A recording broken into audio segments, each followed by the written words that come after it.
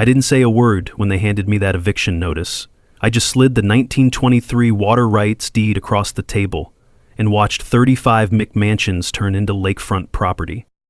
The Willowbrook Estates HOA thought they could steal my grandfather's farm while I was deployed in Afghanistan. These pompous bureaucrats built their perfect suburban paradise on stolen land, complete with tennis outfit Karens patrolling in golf carts.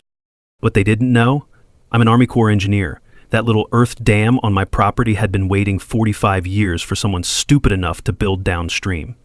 The audacity was truly something to behold, until the spillway gates opened and their luxury development got its first taste of natural flooding. Oh, this was going to be satisfying. Where are you watching from? Drop a comment below because you're about to witness the most beautiful HOA takedown involving federal water law and gravity. Let me introduce you to Jake Morrison. That's me. 34 years old, Army Corps of Engineers, and the third-generation owner of 47 acres of prime Texas land just outside Austin.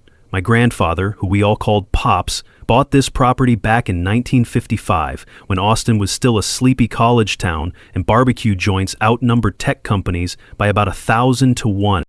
Pops was the kind of man who believed in taking care of the land and the people on it. In 1978, he built a small earth dam on our property. Nothing fancy, just good engineering designed to collect rainwater for the cattle and help out our downstream neighbors during dry spells.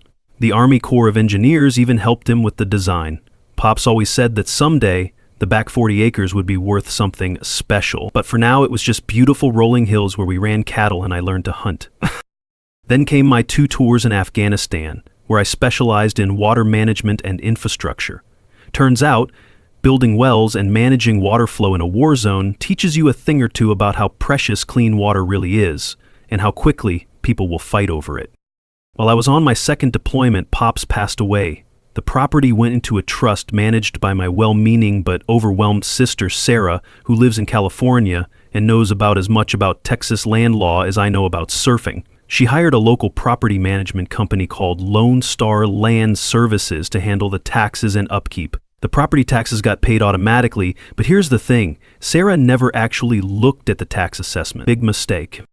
Enter our villain, Margaret Maggie Thornwell, 52 years old, president of Willowbrook Estates HOA, and the kind of woman who drives a white BMW X7 and treats tennis outfits like business attire. Maggie's got that particular brand of passive-aggressive sweetness that Southern women perfect around age 45. You know, the kind where they'll smile while they're stabbing you in the back and somehow make it sound like they're doing you a favor.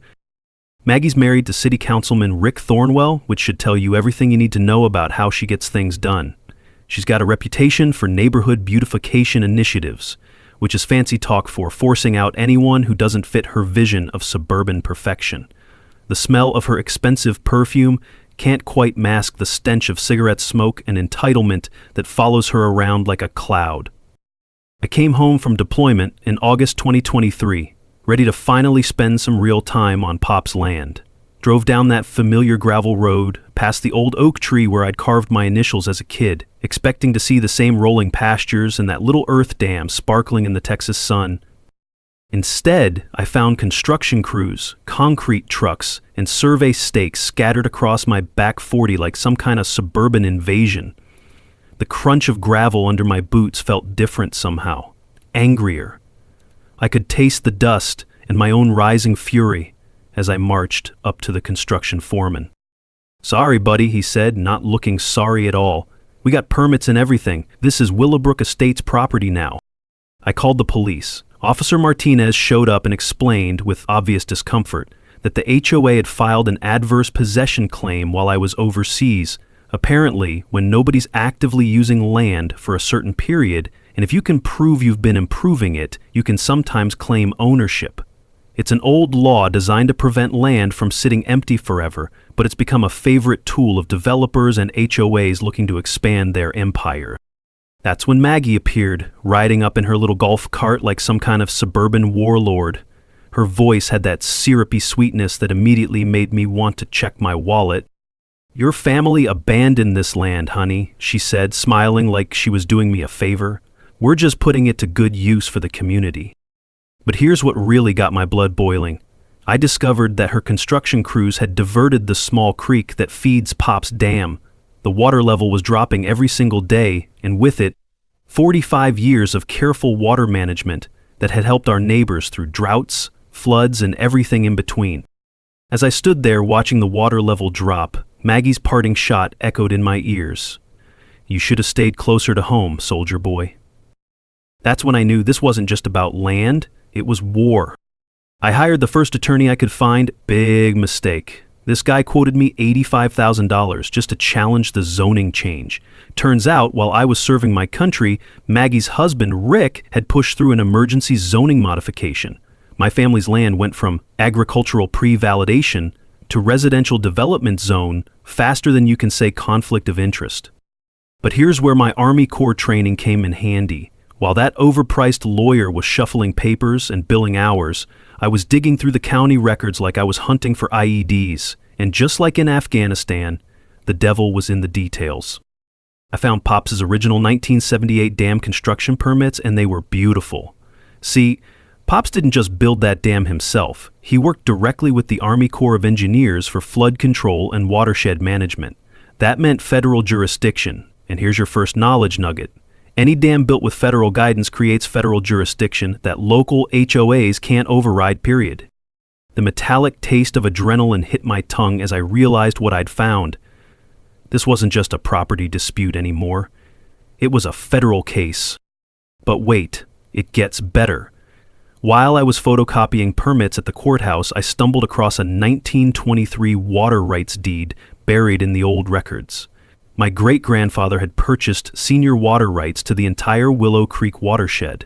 These rights were older than the city, older than the county's municipal water system, older than every single one of those McMansions sitting on my land. They weren't just stealing my property, they were stealing my water. Meanwhile, Maggie was busy playing the victim.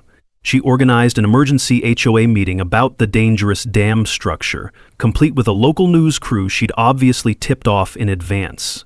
I watched her on the evening news, standing in front of her perfectly manicured lawn, talking about children's safety and neighborhood security. "We're just concerned about our children's safety," she said, dabbing at her eyes with a tissue. "That dam looks ready to burst, and we have families living right downstream." The funny thing about local news is they love a good story, but they're not always great with follow-up research. If they'd bothered to check, they would have found that my dam had passed its most recent safety inspection with flying colors.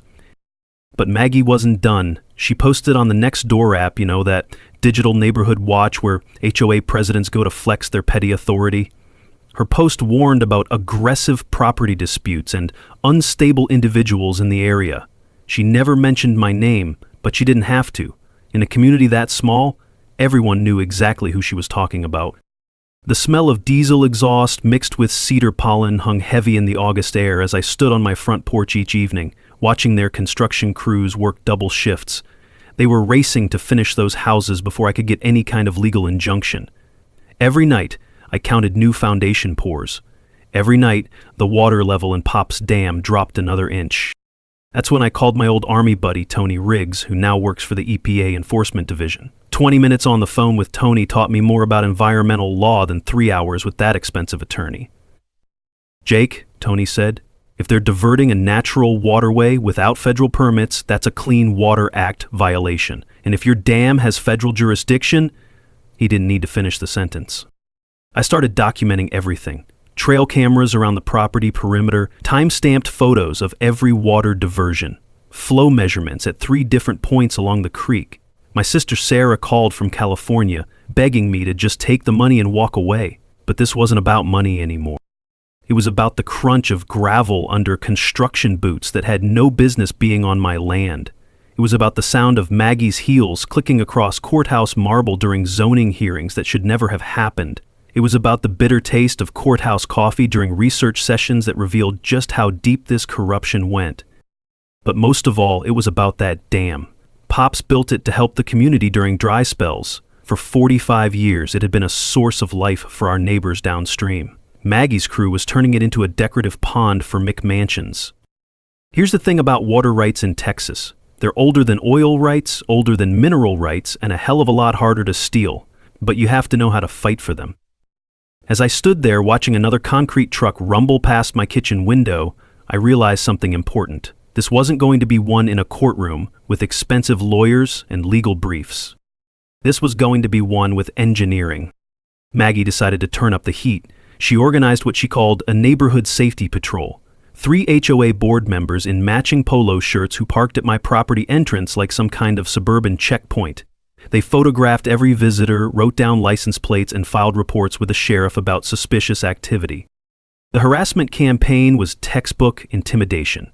Loud music complaints when I ran my radio during farm work, unsightly structures, citations for my perfectly functional farmhouse that had been standing since 1962, environmental hazards, reports about my septic system that had passed inspection just 6 months earlier. But the real kick in the teeth came when Rick used his city council position to order a wellness check on me through Veteran Services. Apparently, I was a troubled veteran who might be struggling with readjustment issues. The social worker who showed up was apologetic but thorough. She had to check boxes on her clipboard while Maggie watched from her golf cart like she was supervising a military inspection. That's when the coordinated bureaucratic assault began. Building inspector, fire marshal, health department, and animal control all showed up on the same day like some kind of regulatory SWAT team. Each one found minor violations requiring expensive corrections. The building inspector, who happened to be a drinking buddy of Rick's, declared that my front porch needed $8,000 in foundation work. I recognized the squeeze play immediately. It's the same tactic they use in war zones to pressure local officials, overwhelm them with bureaucracy until they give up and cooperate. But two can play that game. While they were drowning me in paperwork, I was making some phone calls of my own. Tony Riggs at the EPA was very interested to learn that Maggie's HOA had never filed the required wetlands assessment before redirecting Willow Creek. Turns out, any development that redirects natural waterways requires federal environmental clearance, even on private property, and the fines for violations start at $50,000 per day. The smell of fresh concrete curing in the summer heat reminded me every morning that I was running out of time, but my research was paying off in ways Maggie never expected. I discovered that their entire development had been built in what the Army Corps classified as a 100-year floodplain. Insurance companies had initially refused coverage until the HOA provided a flood mitigation plan. Their solution? Permanently divert Willow Creek away from the new homes and let it flood my property instead. Here's your second knowledge nugget. Insurance fraud in development projects often carries criminal penalties, not just civil ones. When developers lie about flood risks to get coverage, that's federal mail fraud. The deeper I dug, the more I realized this wasn't Maggie's first rodeo. Her previous HOA in Houston had paid a $2.3 million EPA fine for an identical creek diversion scheme. She'd left town just ahead of the federal prosecutors and set up shop here in Austin, looking for new victims. Meanwhile, Maggie was spreading rumors about my mental health and violent tendencies. She hired a private investigator to dig up dirt on my military service and organized a petition demanding the city condemn my property as a public nuisance. "We have children playing in these neighborhoods," she told the local paper. "We can't have unstable individuals threatening our safety." But while she was busy playing the victim, I was building alliances. I connected with other HOA victims through online forums and discovered a pattern. Maggie's HOA had absorbed 6 smaller properties through similar tactics over the past 3 years. Each time, the story was the same. Pressure, harassment, bureaucratic warfare, and mysterious zoning changes that always seemed to benefit Rick's construction company. I partnered with my elderly neighbor, Mrs. Chen, whose family garden had withered since the creek diversion. I met Miguel Santos, whose family farm had been rezoned out of existence by Rick Thornwell 2 years earlier. These weren't isolated incidents, they were part of a systematic land grab that had been going on for years. The vibration of heavy machinery through my farmhouse floorboards became a daily reminder of what I was fighting for. Every morning, I watched concrete trucks rumble past my kitchen window. Every evening, I documented the water theft that was slowly killing Pop's dam. But I was also preparing. I installed water flow meters at the dam outlet and creek diversion points. I calculated the exact volume of water being stolen, 1,200 gallons per day, worth $47,000 annually in agricultural water rights. The gritty texture of sand between my fingers as I tested creek bed sediment told the story better than any lawyer could. This wasn't just theft. It was environmental destruction on a massive scale. And then I got the certified letter. The city was planning to seize my property through eminent domain for public safety. The hearing was scheduled in just 2 weeks. Maggie's quote in the paper made her strategy crystal clear. Sometimes you have to protect the community from itself. But as I stood at my bedroom window that night, watching storm clouds gather on the horizon, I realized something important. Those weren't just rain clouds building up. They were opportunity. Maggie went nuclear. Rick fast-tracked an eminent domain hearing, scheduled for just 2 weeks out, and suddenly the HOA was offering me $180,000 for property assessed at $890,000. The message was clear: take the lowball offer or lose everything. The local newspaper ran a hit piece that made me sound like some kind of domestic terrorist. "Troubled veteran blocks community progress" was the headline, complete with a photo that somehow made my farmhouse look like a crack den and me look like I hadn't slept in weeks. But Maggie's masterstroke was the photo op. She staged it perfectly. 20 concerned mothers holding children near my property line, with a professional photographer capturing their worried faces, while my farmhouse loomed menacingly in the background. The Facebook post went viral with the hashtag #ProtectOurKids. "Our children deserve safe neighborhoods," she told the Channel 7 news crew, "not whatever issues he brought back from war." You know what? She was right about one thing. I did bring something back from war. I brought back the ability to recognize when someone's trying to steamroll you with propaganda and the engineering skills to do something about it. Tony Riggs called with information that changed everything. The EPA had already opened a federal investigation into Willow Creek diversions based on my initial complaint. But here's the kicker. Maggie's previous HOA in Houston faced that $2.3 million fine for the exact same scheme. Federal environmental crimes follow individuals even when they move to new jurisdictions.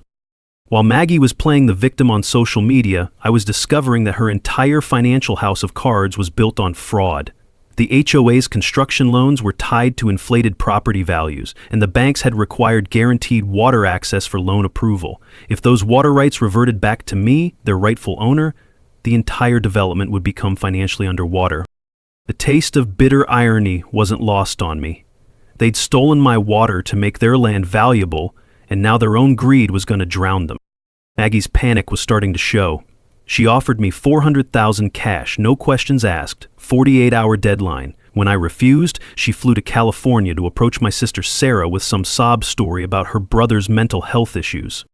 That backfired spectacularly. Sarah might not know Texas land law, but she knows her brother. She called me laughing. Jake, some crazy woman in tennis clothes, just offered to help with my troubled veteran brother. I told her if she contacts our family again, I'm calling the FBI. But while Maggie was busy making enemies, I was making allies. I partnered with environmental lawyer Amanda Cross, who specialized in pro bono water rights cases. Together, we formed a coalition with downstream farmers who'd been affected by the creek diversion. Miguel Santos brought historical documentation showing his family had used creek water for farming since 1887. Mrs. Chen provided photographs of her grandfather's garden from the 1940s, fed by the same creek that was now feeding Maggie's decorative water features. The local Audubon Society was particularly interested to learn that the creek diversion had destroyed critical nesting habitat for several protected bird species. Turns out, killing protected wildlife while committing water theft tends to get federal attention real fast. During my nighttime reconnaissance, old habits from the Army, I discovered something beautiful. Pops's Dam wasn't just a simple earthwork structure. The original 1978 design included an emergency spillway system with hydraulic gates that hadn't been opened since 1982. The hollow echo of water flowing through those underground spillway channels during my midnight tests told me everything I needed to know. The mechanism was still functional, and it was designed for exactly this situation: controlled flooding to restore natural water flow patterns. I calculated the water volume needed to restore Willow Creek to its original path: 2.8 million gallons. The dam was currently holding 3.1 million gallons thanks to recent rainfall. The math was perfect, but the timing had to be precise. Using my drone for aerial reconnaissance, I mapped the exact locations of those new home foundations relative to the original creek bed. 5 houses were built directly in the historical flood channel. 3 more had basements below the seasonal high water mark. Here's the beautiful part. The construction crews had installed decorative creek beds using concrete and decorative stones. They looked pretty, but they weren't designed to handle actual water flow. Meanwhile, my spillway system was engineered by the Army Corps specifically for flood management. Then Maggie made her biggest mistake. Her crew began installing permanent concrete barriers to completely block the original creek bed. This would make my spillway system useless and permanently destroy the downstream ecosystem. But it also gave me the perfect justification for what I was about to do. The Weather Service was predicting heavy September rains, perfect seasonal cover for emergency dam maintenance. As I stood at those spillway controls at sunset, reading Pop's journal entry about helping neighbors during droughts, the decision crystallized. Time to open the gates. While digging through dusty courthouse records for the 3rd time that week, I found a misfiled document that changed everything. Buried behind a stack of 1979 tax assessments was the original Agricultural Flood Management Covenant from Pop's dam construction. The language was beautiful in its simplicity. Dam operators shall maintain natural seasonal flow patterns to preserve downstream agricultural water rights in perpetuity. This wasn't just permission to manage flooding, it was a legal obligation that superseded any HOA agreements or city ordinances. But Amanda Cross's investigation uncovered something even more damaging. The HOA's insurance applications contained flat-out lies. They'd claimed no seasonal flooding risk and permanent creek diversion approved by all agencies to secure $47 million in coverage. Here's your 3rd knowledge nugget.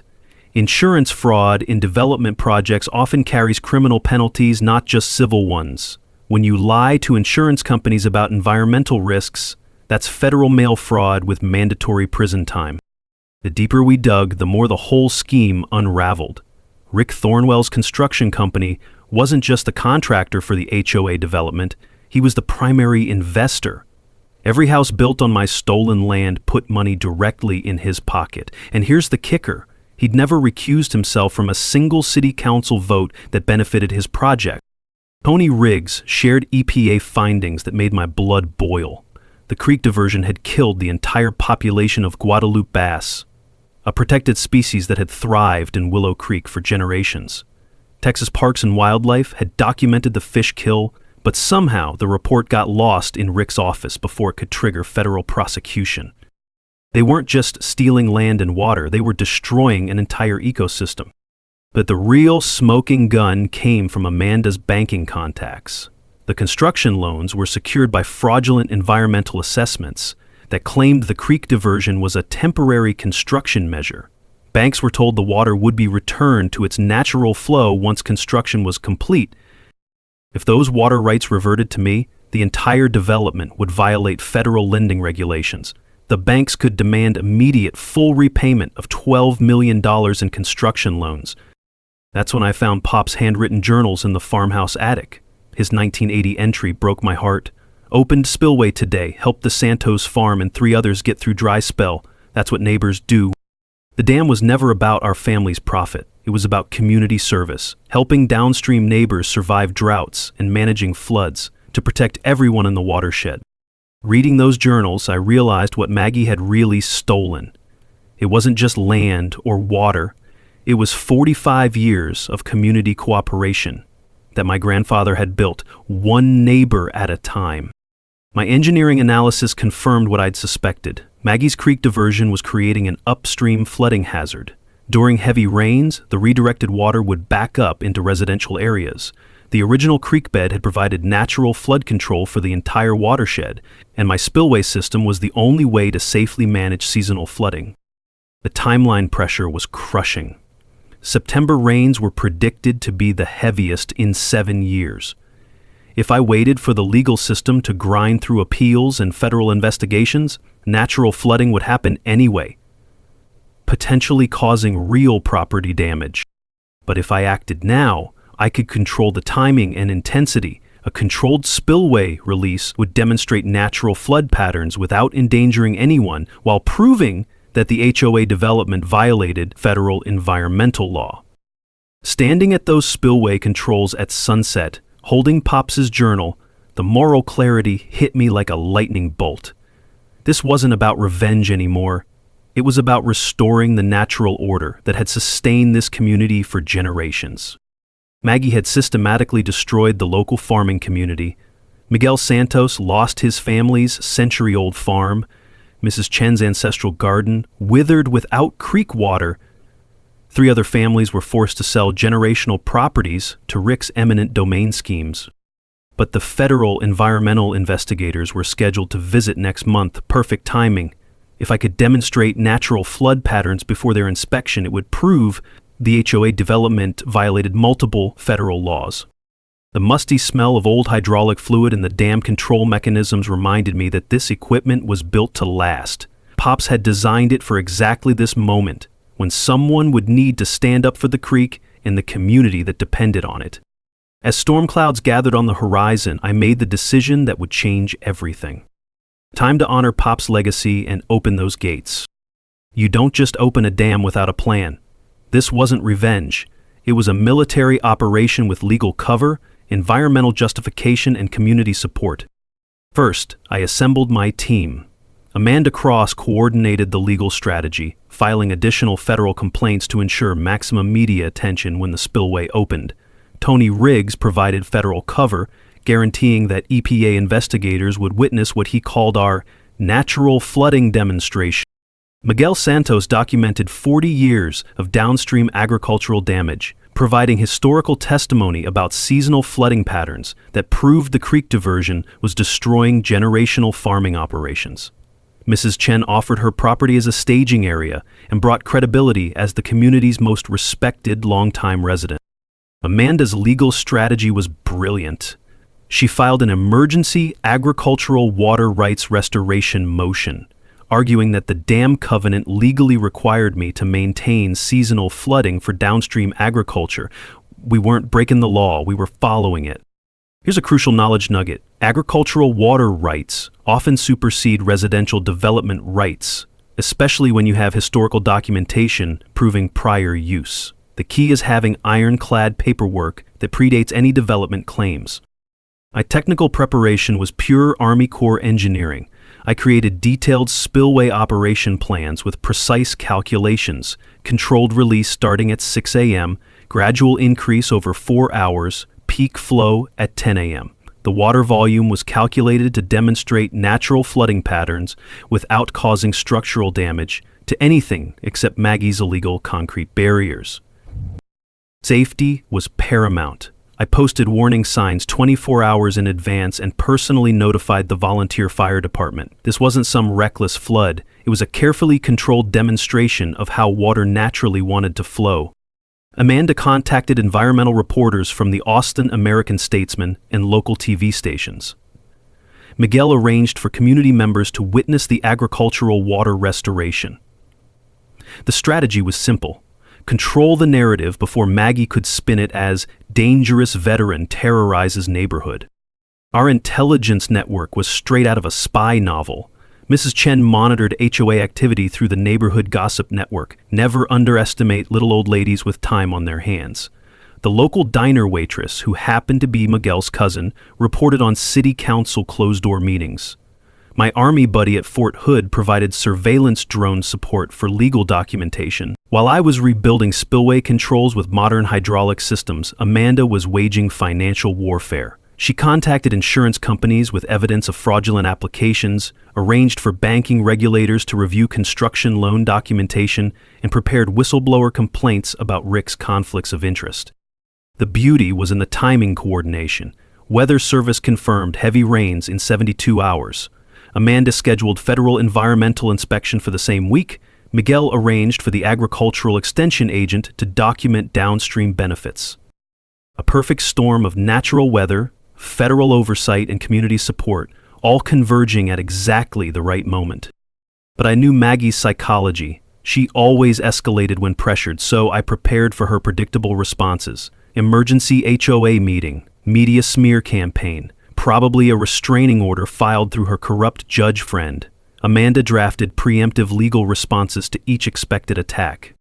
The evidence preservation was crucial. I compiled comprehensive photo documentation of the current creek diversion, recorded video testimony from affected farmers and neighbors, and gathered historical photographs showing original creek bed and seasonal flooding patterns. Amanda secured everything in federal court filings for legal protection. Safety protocols included coordination with the volunteer fire department, communication with downstream residents, and detailed notices posted in English and Spanish. I even created an evacuation plan we wouldn't need just to demonstrate responsible management. The economic warfare was Amanda's specialty. She tipped off state banking regulators about construction loan irregularities, contacted the Texas Attorney General about insurance fraud evidence, and prepared a civil RICO lawsuit alleging a pattern of racketeering. Here's another knowledge nugget. Coordinated regulatory pressure often forces settlement faster than individual lawsuits. When multiple agencies investigate simultaneously, defendants can't fight on all fronts. The smell of WD-40 and machine oil filled the evening air as I serviced all dam equipment and tested spillway gates under minimal flow. Everything worked perfectly. Pops had built this system to last. I stocked the farmhouse with supplies for a potential siege, knowing Maggie would try everything to stop me. Amanda filed protective court orders preventing interference with lawful dam operations. We established secure communications using military-grade encrypted radios. As I stood at those controls for the final equipment check, watching storm clouds build on the horizon, everything felt aligned. Weather forecast confirmed heavy rains in 48 hours. Federal investigators would arrive in 36 hours. Maggie was scheduled for her morning show appearance in 24 hours, probably planning another attack on my character. The timing was perfect. Dawn tomorrow would bring justice. And 45 years of stolen water back to where it belonged. Maggie's desperation reached new levels when she hired private security to patrol my property perimeter. These weren't just rent-a-cops with flashlights. These were the same tactical gear wannabes who work private military contracts and think HOA disputes are combat zones. My trail cameras caught them red-handed trying to sabotage the spillway control mechanisms at 2 a.m.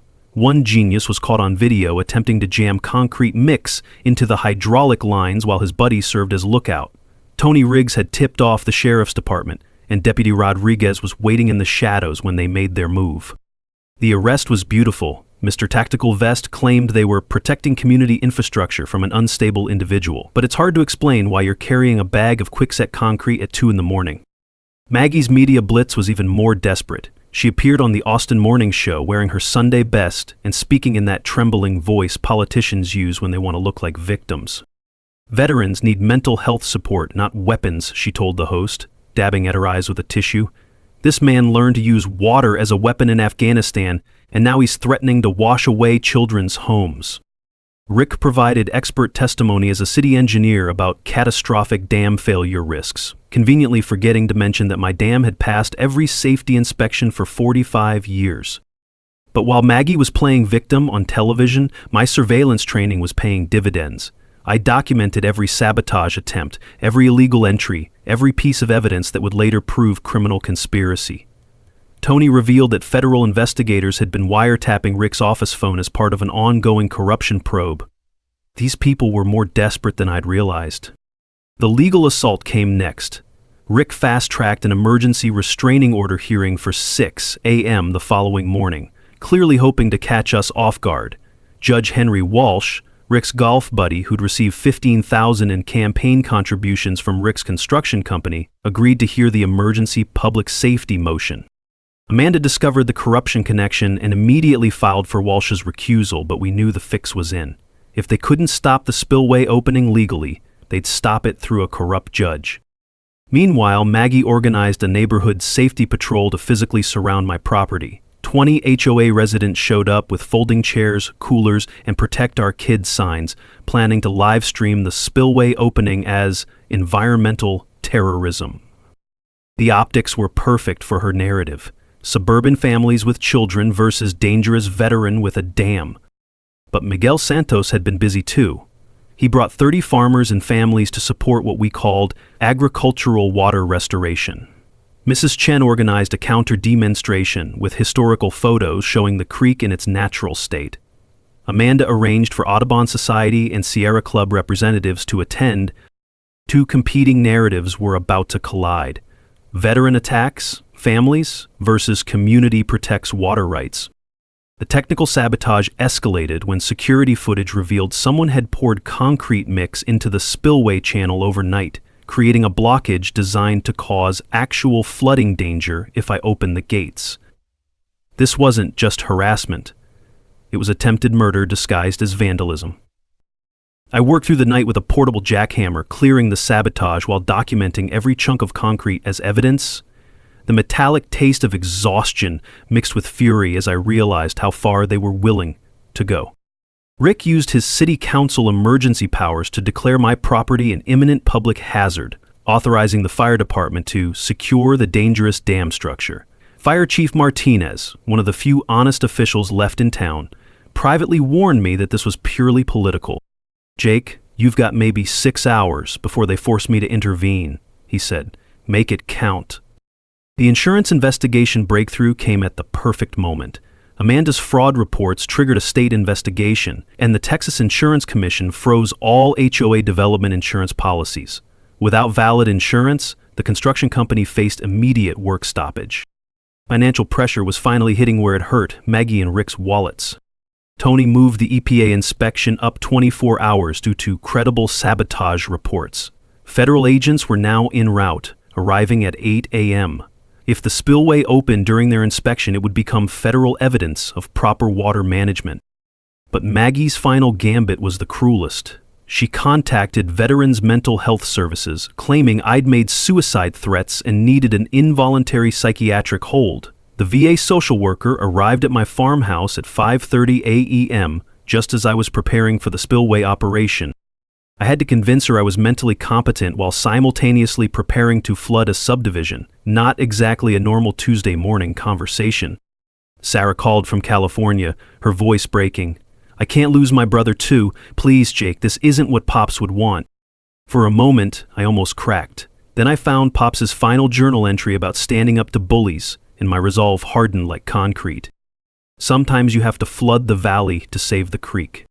At 7:02 a.m., with federal agents watching and the morning sun painting the sky orange, I opened the spillway gates to 25% capacity. The sound was magnificent, not the violent rush of destruction, but the gentle whisper of water returning home. For the first time in 18 months, Willow Creek began flowing in its original bed, exactly where nature intended. Miguel Santos knelt beside the restored creek and cupped the clear water in his weathered hands, tears streaming down his face. "This is the water that fed my grandfather's farm for 60 years, he whispered. Maggie's reaction was immediate and predictable. She screamed at the federal agents to arrest the terrorist, her carefully composed morning show demeanor cracking like cheap paint. EPA agent Sarah Kim calmly explained, "Ma'am, this gentleman has the legal right to operate his agricultural flood control system." But Maggie was live streaming on Facebook, her voice rising to near hysteria. "He's flooding our children's homes. This is what happens when we let unstable veterans have weapons." Except the water wasn't flooding anything. It was flowing exactly where it belonged, in the original creek bed that her development had illegally blocked. Local news helicopters circled overhead, broadcasting the spillway operation live. The Austin American-Statesman reporter was interviewing downstream farmers about their restored water access when Maggie tried to hijack the interview. "This veteran is using military training to attack civilians," she shrieked. The reporter, clearly confused, asked, "Ma'am, the water is flowing in the original creek bed. How exactly is this an attack?" You could almost hear Maggie's narrative collapsing in real time. Rick was frantically calling Judge Walsh, screaming into his phone about property values and campaign contributions. "That psycho is destroying millions in property value," he yelled, apparently forgetting that Amanda was recording the conversation from the courthouse steps. Here's a legal nugget for you. Texas is a one-party consent state, which means you only need one person's permission to record a phone conversation, and that person can be yourself. The engineering validation was beautiful. EPA agent Kim measured the water flow and confirmed it matched historical seasonal patterns exactly. Tony Riggs documented everything. This is how the creek flowed naturally before the 2022 diversion. Federal agencies prioritized natural water flow over development convenience, and we were proving that principle in real time. Mrs. Chen's garden irrigation system filled for the first time in 18 months. 3 downstream farms reported restored water access to their stock ponds. The local diner owner brought coffee and homemade kolaches to everyone, saying, "My daddy farmed here. This is how it should be." Even some of Maggie's supporters began quietly leaving as they realized no homes were actually flooded. Turns out it's hard to maintain righteous indignation when the disaster you're protesting is just water flowing where water naturally flows. The insurance collapse accelerated when the construction company received a cease and desist order from state investigators. All work stopped on the HOA development pending the fraud investigation. Maggie discovered her own homeowner's insurance might be voided due to fraudulent water access claims. The financial house of cards was collapsing faster than a dam made of playing cards. But Maggie wasn't done fighting. She called Rick in a panic. "Get your trucks down here and block that spillway." Rick, apparently having learned nothing from the arrest of his security team, sent 3 concrete trucks to accidentally spill their loads across the creek bed. Federal agents immediately arrested the truck drivers for interfering with a federal environmental investigation. Turns out, interfering with federal environmental enforcement is a felony, not a civil matter. The technical success was everything I'd calculated. Water flow stabilized at optimal levels for agricultural and environmental needs. No flooding of residential areas. The creek stayed within its natural banks, exactly as 45 years of seasonal patterns had proven it would. My Army Corps engineering had been perfect. The political fallout was swift. City Councilman Martinez arrived and publicly demanded Rick's immediate resignation. "This corruption has made our city a laughingstock," he announced to the gathered media. "You're done." Federal investigators expanded their probe to include RICO charges for systematic land fraud.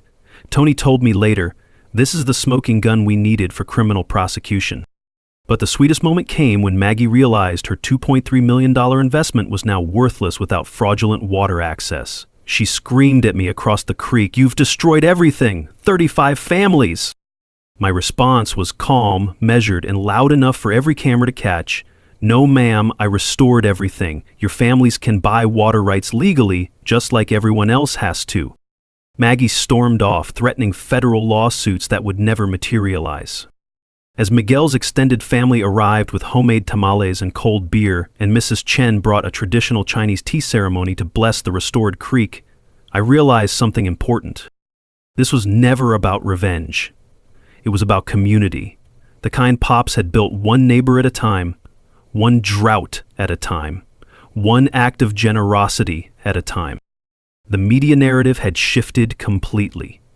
Environmental groups hailed the spillway operation as a model for ecosystem restoration. The original Veteran Floods neighborhood story became Community Reclaims Stolen Water. Sometimes the truth flows as naturally as water finding its way home. Judge Walsh's courtroom at 2 p.m. was packed tighter than a can of sardines. Media crews, farmers, HOA residents, and federal agents filled every seat, with overflow crowds watching through the windows. You could feel the electricity in the air. This wasn't just a legal hearing, it was a community reckoning. Maggie arrived with a 3-piece suit army, high-powered Houston attorneys, expert witnesses, and enough legal firepower to take down a small government. She'd traded her tennis outfit for a conservative black dress and pearls, playing the role of concerned community leader defending innocent families. I showed up with Amanda, wearing a simple button-down shirt and Pop's old cowboy hat. Sometimes the best armor is just being comfortable in your own skin. The gallery was divided like a wedding gone wrong.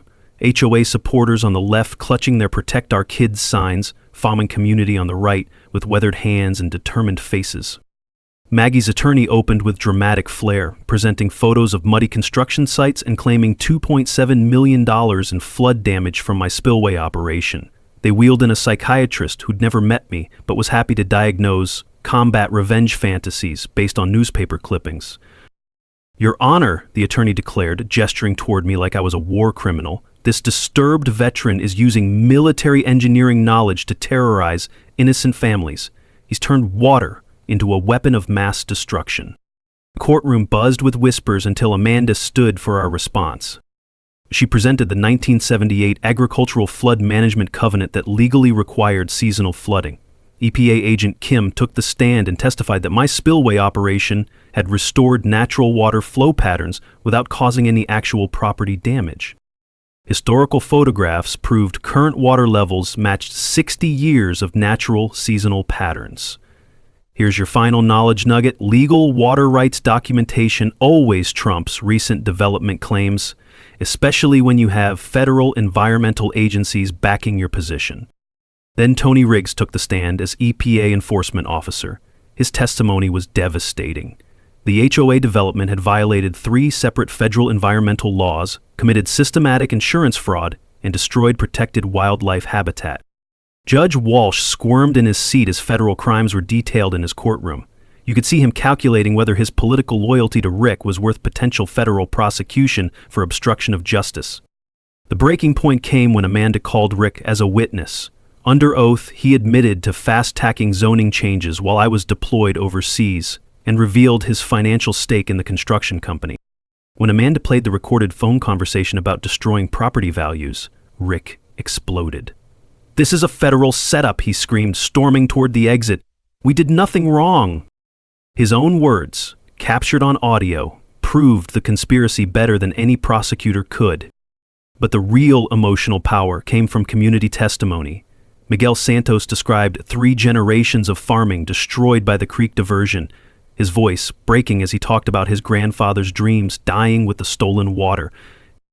Mrs. Chin showed photographs of her family garden, lush and green before the diversion, brown and withered after. Her quiet dignity spoke louder than any legal argument.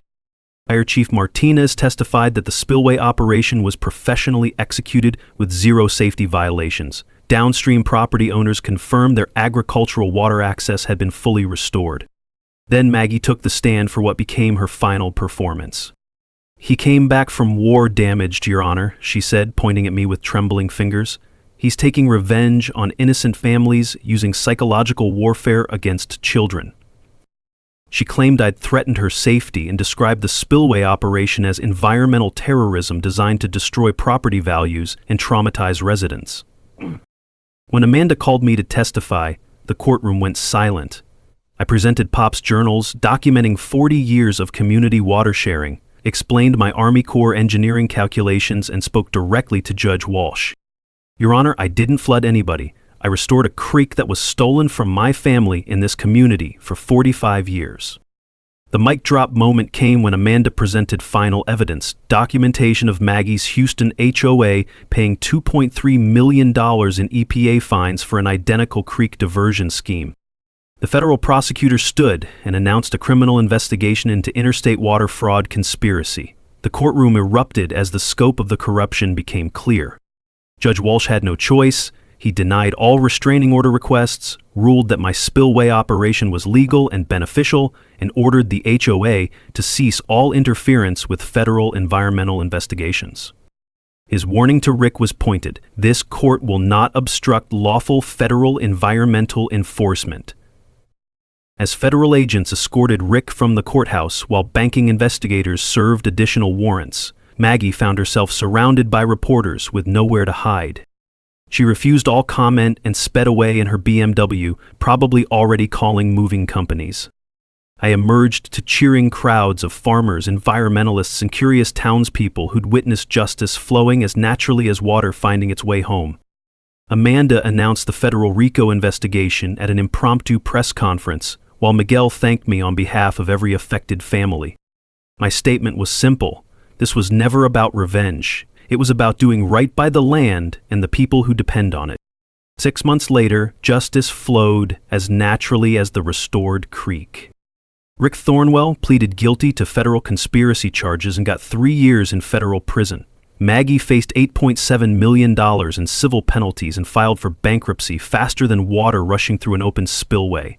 The construction company paid $12 million in EPA fines and got banned from all federal contract work. The HOA dissolved completely, and residents formed a new community association focused on environmental stewardship instead of suburban tyranny. My property value? Restored to $1.2 million after the federal environmental designation made it more valuable than any suburban development could. The $340,000 settlement from the insurance fraud investigation went to a good cause. I bought Miguel's family farm at tax auction and returned it to him debt-free.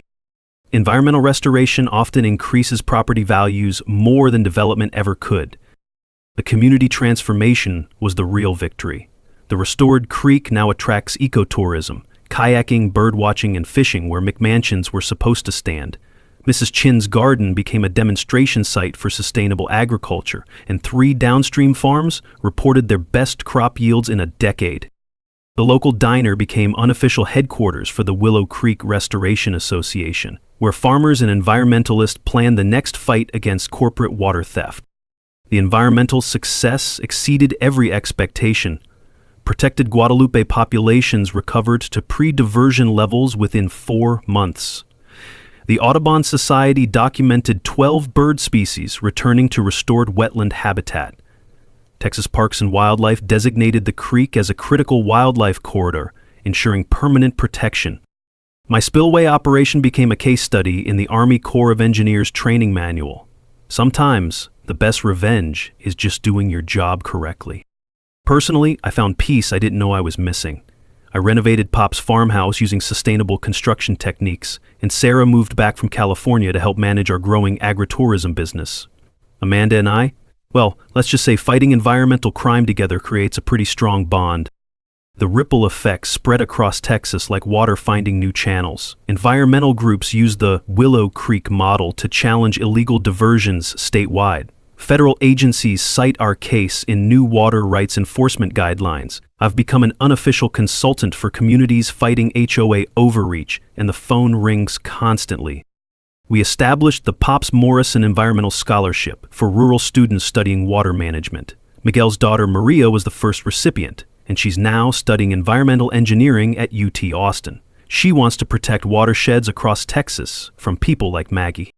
The annual Creek Days Festival celebrates restoration and community resilience with local food, environmental education, and veteran support services. We raise money for a water rights legal defense fund that's already helped 6 other communities fight back against corporate theft. My favorite part? Kids swimming in the creek where homes were supposed to be built, splashing in water that flows free because a community stood together. Every Sunday, I visit Pop's grave and bring creek water in a mason jar, just like he used to do when he checked the flow after heavy rains. Thanks, Pops, I tell him. The creek's singing again, just like you said it would. The Legacy Project ensures this victory lasts forever.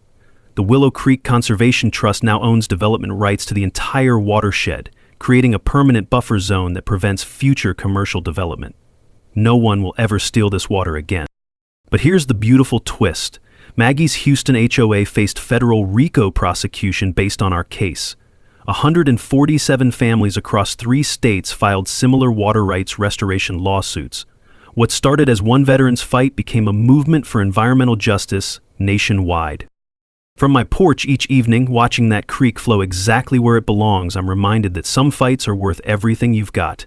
Sometimes you have to flood the valley to save the creek. But you don't do it alone. You do it with your community, your neighbors, and people who believe clean water belongs to everyone, not just whoever has the best lawyers and the most corrupt city council connections. If you're fighting HOA overreach, environmental destruction, or bureaucratic bullying, don't give up. Document everything, find allies, and remember, the law is on your side when you're protecting the land for future generations. Drop a comment and tell me your HOA nightmare story. I read every single one and reply when I can, because these fights are easier when we support each other. Hit subscribe if you want more stories about communities fighting back against corruption and winning. And remember, your voice matters, your vote matters, and your creek matters too. Next week, I'm telling you about the city that tried to steal my neighbor's solar farm, so she cut power to City Hall during the mayor's wedding reception. That's a story about a different kind of power, and how one engineer turned the lights out on municipal corruption. Water finds a way, justice finds a way, and communities that fight together win together. Willow Creek flows free, y'all, and it always will.